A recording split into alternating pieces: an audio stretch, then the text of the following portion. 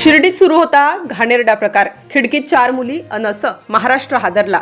आजवरचा सर्वात भयंकर प्रकार. नेमकं त्या खिडकीत काय सुरू होतं, कोण होते ते लोक आणि इतक्या पवित्र समजल्या जाणाऱ्या ठिकाणी असा प्रकार कसा घडू शकतो, हे सगळं ऐकल्यावर तुमच्याही अंगावर काटा येईल. रात्रीची वेळ होती. बाहेरून सर्व काही नेहमीसारखंच दिसत होतं. रस्त्यावर ये-जा करणारी वाहनं, काही पर्यटक, काही स्थानिक नागरिक, पण एका इमारतीच्या वरच्या मजल्यावरच्या खिडकीतून मात्र वेगळंच चित्र दिसत होतं.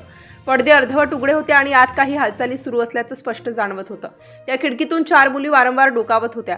कधी हसणं, कधी हातवारे, कधी मोबाईलवरून कुणाशी तरी बोलणं. खाली उभे असलेले काही तरुण वर पाहत होते. काही जण वारंवार आत-बाहेर करत होते.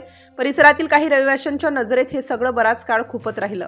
सुरुवातीला लोकांनी दुर्लक्ष केलं. आपल्याला काय करायचंय असं म्हणत अनेकांनी गप्प बसणंच पसंत केलं. पण दिवसेंदिवस त्या ठिकाणी वाढत चाललेली वर्दळ, रात्री उशिरापर्यंत सुरू असलेली हालचाल आणि संशयास्पद येणं जाणं यामुळे शंका अधिकच गडद होत गेली. काही जणांनी सांगितलं की सोशल मीडियावरून काही विचित्र संदेश फिरत होते. अनोळखी नंबरवरून फोटो आणि व्हिडिओ पाठवले जात होते. ठराविक जागी बोलावलं जात होतं. सगळं काही अत्यंत गुप्तपणे आणि नियोजनबद्ध पद्धतीने सुरू असल्याची चर्चा होती. त्या इमारतीत बाहेरून पाहिलं तर सर्व काही व्यवस्थित वाटायचं, पण आतमध्ये वेगळाच खेळ सुरू असल्याची कुजबूज वाढत होती. काहींनी सांगितलं की दिवसाढवळ्यात शांतता असायची, पण संध्याकाळ होताच अचानक गाड्यांची रेलचेल सुरू व्हायची. परिसरातील एका व्यक्तीनं अखेर धाडस केलं. संशयास्पद हालचालींची माहिती संबंधित यंत्रणांपर्यंत पोहोचवण्यात आली. माहिती मिळताच गुप्तपणे पाहणी सुरू झाली. काही दिवस हालचालींचं निरीक्षण करण्यात आलं.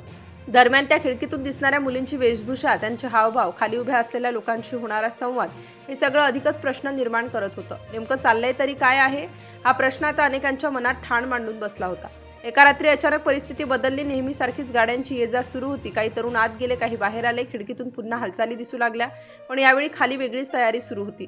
अचानक काही अधिकारी आणि कर्मचारी त्या इमारतीकडे वेगाने सरसावले. कुणालाही काही समजायच्या आत दरवाजावर धाड टाकण्यात आली. आत सुरू असलेलं सगळं काही क्षणात विस्कळीत झालं. दरवाजा उघडताच आतलं दृश्य पाहून सर्वच थक्क झाले. 4 मुली रंगेहात सापडल्या. काही ग्राहक तिथे उपस्थित होते. खोलीत मोबाईल, काही कागदपत्र आणि संशयास्पद व्यवहारांचे पुरावे सापडल्याची माहिती समोर आली. त्या मुलींची चौकशी सुरू झाली. सुरुवातीला त्यांनी मौन बाळगलं, पण हळूहळू संपूर्ण जाळं उलगडत गेलं.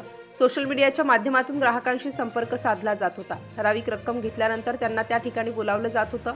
सगळं इतक्या नियोजनबद्ध पद्धतीने चालू होतं की बाहेरून कुणालाही सहज संशय येणार नाही. ऑनलाईन व्यवहार, बनावट नाव, वेगवेगळे नंबर, एक संपूर्ण जाळं उभं केलं गेलं होतं. ही कारवाई होताच परिसरात एकच खडबड उडाली. सकाळपर्यंत ही बातमी वाऱ्यासारखी पसरली.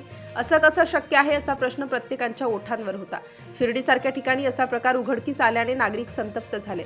इथे अशा गोष्टींना जागा नाही, अशी भावना व्यक्त केली जात होती. अनेकांनी कठोर कारवाईची मागणी केली.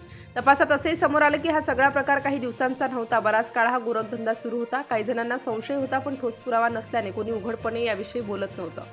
खिडकीतून दिसणाऱ्या त्या 4 मुली आता चौकशीच्या फेऱ्यात होत्या. त्या स्वतःहून या जाळ्यात अडकल्या की त्यांना कुणीतरी जबरदस्तीने ढकललं, याचाही तपास सुरू आहे. परिसरातील काही नागरिकांनी सांगितलं की रात्री उशिरापर्यंत मोठ्या आवाजात बोलणं, हसणं आणि गाड्यांची सततची ये-जा यामुळे अनेकांना त्रास होत होता, पण कुणीही उघडपणे आवाज उठवला नव्हता.